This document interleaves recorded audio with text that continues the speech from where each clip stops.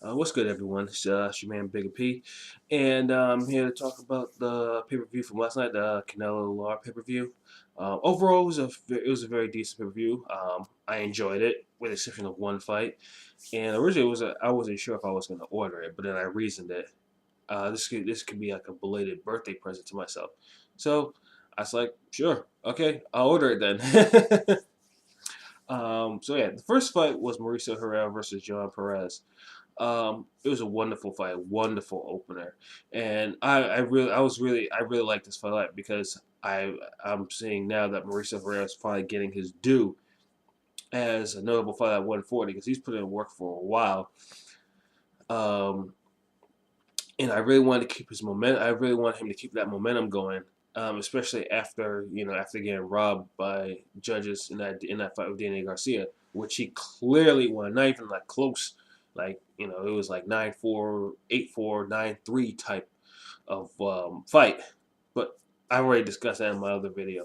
But yeah, I wanted him to keep his momentum going with a good fight because I wanted him to get another shot at a 140 title, no interim stuff. And that's what he did. He put it out and he boxed beautifully. And it's almost a wonder why. It's almost because both Herrera and Perez were landing some very flush punches, and it's a wonder why. It's a wonder how Herrera didn't go down. Perez, however, I know got wobbled a couple times, like two or three times in the fight he got wobbled.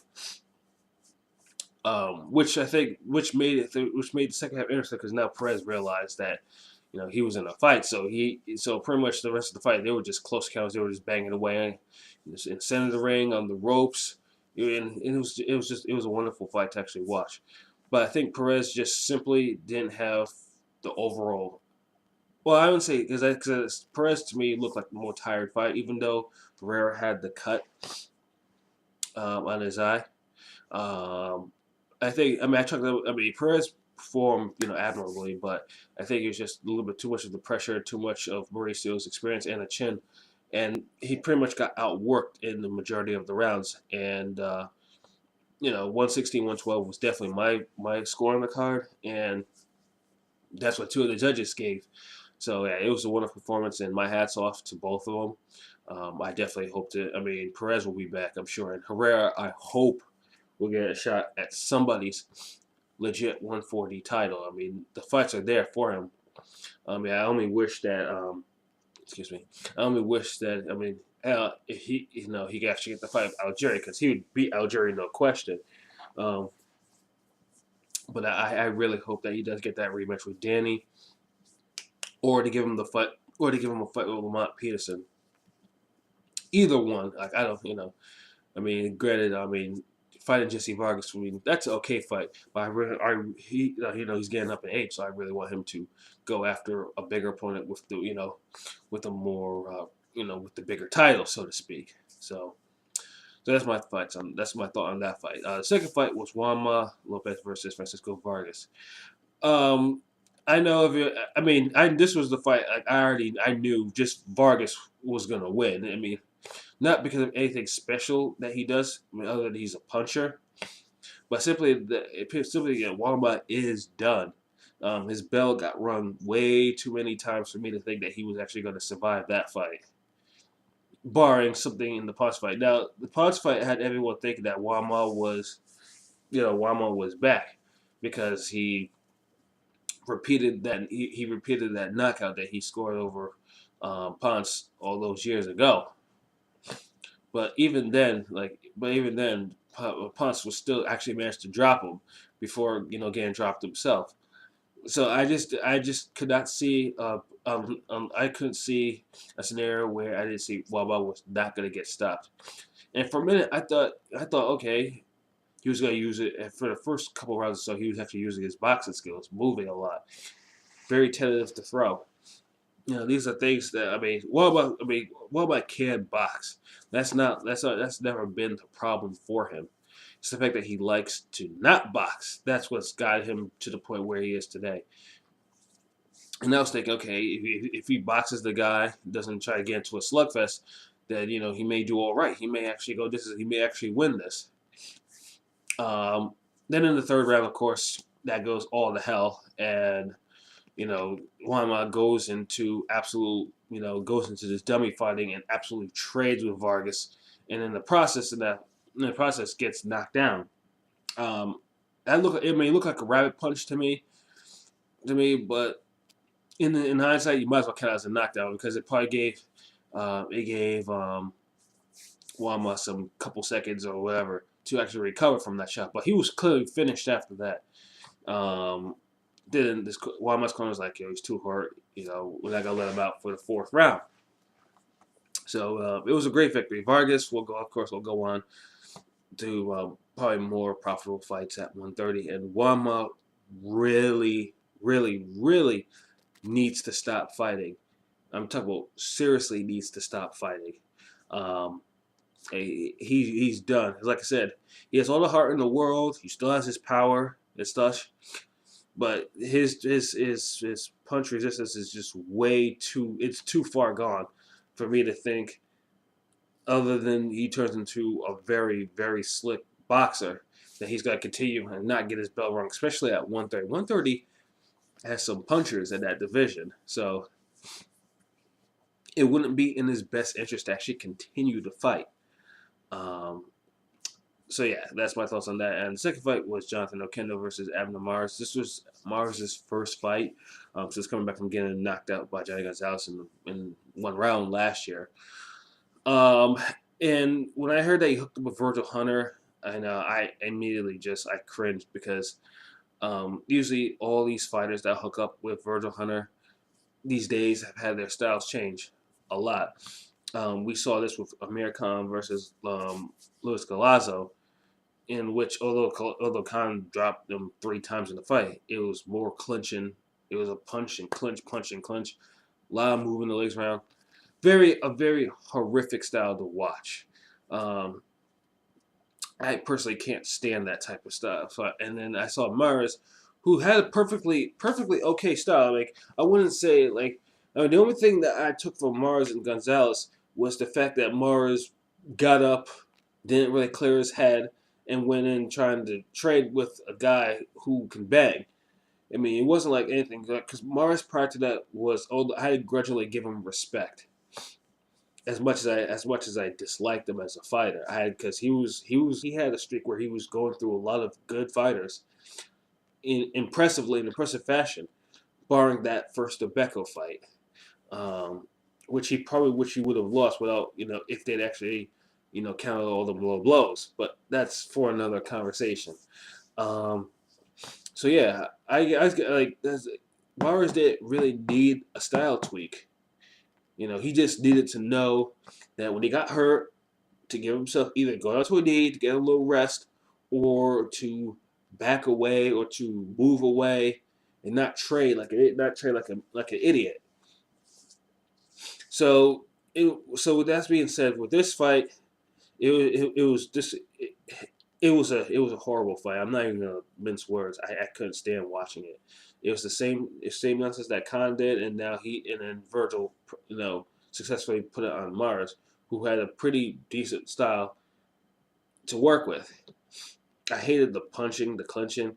I mean, Mares controlled the fight, and Oquendo, unfortunately, was too inexperienced to really do anything to break that type of rhythm that he was doing. And then, the only real drama in that fight was a cut that opened up over Mares' eye.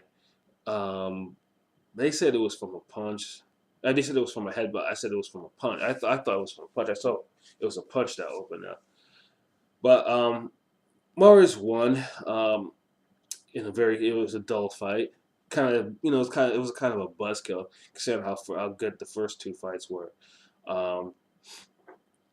But I just don't see Mares. I mean, he may go far with that style. Who knows? But one thing's for sure is I know it's not going to be an entertaining. It's not going to be entertaining any of his future fights if he continues to use it unless someone can actually break that rhythm. And I really hope that Mares actually goes away from Virgil Hunter too, because I really don't want to see another fighter who get ruined over a style that he shouldn't be using. So yeah. And then we have the main event, Erislandy Lara versus Saul Canelo Alvarez. there was a lot of intangibles going into this fight. It's like pretty much like what would be the difference? Would Canelo gas, or will Lara's straight left hand be a factor? Will he actually drop him with it? I was like, who beat their common opponents, Trout and Aguila? Who beat who better? There's a whole lot of interesting intangibles in this fight because, in on paper, you had the styles that could either mesh, you get something special, or you get a fight where a styles where one is very consistent, one is clearly the better style than the other, or you get a fight where it's a little stinky. The latter two were pretty much how you describe this fight. In the first 3 or 4 rounds, Lara's movement made all the difference. Lara was boxing Canelo's head off in this fight. For the first couple rounds, for the first 3 or 4 rounds, Canelo showed an inability to cut off the ring on him, and Lara, all he really needed to do is throw more punches. If he threw more punches, like he would have got Canelo so far in the hole, it would we would have been able to, it would have been robbery for Canelo to actually win this fight, which he did.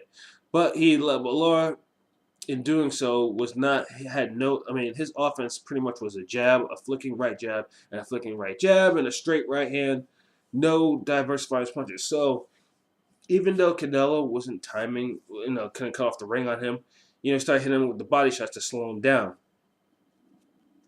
And once them body shots started hitting, Lara started slowing down. But instead of Lara actually trying to let his hands go, he was throwing one shot at a time and allowing Canelo the times that he was actually able to set his feet to throw to actually land body shots over and over and over and over again to get work. And it was this way for the rest of the fight until probably the 11th round. Or after the 10th round, I know someone in Lara's car pleaded for Lara to actually go out there. He had to win those. He had to win those rounds big. While he didn't win those rounds big, he did win. He won them simply because again he went back to the stuff he was doing in the early rounds. A lot of movement. He still outlanded Canelo, although not by a lot of punches and not by much overall. So yeah. One thing is I felt for the judges that night they actually had to score this fight because you had to either go to do you go to defense winning the fight, or do you go to someone stepping forward and putting in the actual work. This is like reminiscent of De La Hoya and Trinidad, in which Oscar started running for pretty much the last half of the fight and gave the fight away. And this fight was no different. I had no problem with the first two judges' card because they were pretty close. One was for Lara, it was. It was like a 7-5. It was like a 7-5 type of affair. But that 117-111 card, nah, that was the bullshit card, and that was the bullshit card for Canelo. And then later on, just maybe I think a couple minutes after the fight, that you actually take a look at that card and you saw that judge had given Canelo 8 straight rounds. You think to yourself like, man, someone bought a card. They bought a card. That was a nonsense card, because Canelo, there's no way Canelo won 9 rounds in that fight. Not even in any stretch of the imagination did Canelo win 9 rounds in that fight at all. So a little controversy there. But but like I said, most of the judges you scored Canelo for his effective aggression, the fact that he's coming forward and throwing punches, whereas Lara was not. And this was a fight Lara could have easily, like I said, he could have easily won if he threw more punches, diversified his punches. He had the movement down pat, and it was beautiful to watch his movement. But you can't. But this is not the amateurs. You can't win a fight doing that and throwing one shot at a time or throwing 1-2s all the time. You got to really go in and hurt your opponent. You got to do that. You got to be effective offensively, so you making your opponent stop coming forward. And if he was able to do it with Canelo, he would have won this fight easy. So why? No, I know they were both in the. I know Lara was creating controversy in rematch, and Canelo's like, no rematch. You gotta learn how to fight. I mean, there was no controversy in this fight to me. I mean, Lara did not take the fight to the champion. No, not really champion. Excuse me. Lara's the actual champion, even though the title was on the stake. But you can't. But if you want to beat somebody, you got to beat them in the pro ranks. You can't just move and not hit and not hit. I mean, that's just negating everything. That's just wasted motion. It's not a track meet. Um, so yeah. I mean, Canelo will probably go on to probably go after Cotto. But the thing with Canelo is he still showed some technical liabilities. I mean, like I said, he couldn't come off the ring. I mean, that movement, I mean, pretty much movement where people were fighters like Baines and especially Carlos Miller were actually able to cut off Lara and make it extremely difficult for him. And Angulo even, Canelo's punching was almost ineffective against Lara. It was very ineffective, well, except for those body punches. Canelo, I mean, because I know his trainers, like, they hope that Lara would stand in front of him and actually bang it out, which is absolutely stupid, because saying that Lara is, I mean, if you're going to make Lara bang it out, you got to be able to put pressure on him like Angulo did to make him really start throwing heat, which Canelo was never able to do. Canelo is developing, like I said, Canelo already has a very varied offensive arsenal of punches, and like I said, he seems to be a tough guy. He has a good chin and everything, but just those little things like that, like movement and speed, he's gonna. I mean, other fighters will see that, depending if he stays at 154. That Canelo can't cut off a damn rig, and Canelo, if that obviously that's not fake, then Canelo will take another loss. There's no question about that. I mean, if Canelo was able to cut off the ring just like those other three fights I mentioned were able to do, he probably would have stopped them just off the body shots. He probably would have been able to he would have been really able to connect on him and actually stop him. But like I said, that's just a styles mesh. Sometimes sometimes one style is more superior than the other. Other times it gets a little stinky, and that fight was a little bit of mix of both. So yeah, most likely. I mean, I don't think I'll be watching that fight anytime soon. But the Perez Herrera fights, and then maybe the Vargas and the Wama fights. Hey, I think right now they're currently downloading as I speak. So yeah. Overall, it was a pretty decent pay-per-view, and overall, good night of fights. So, yep, until next time, peace.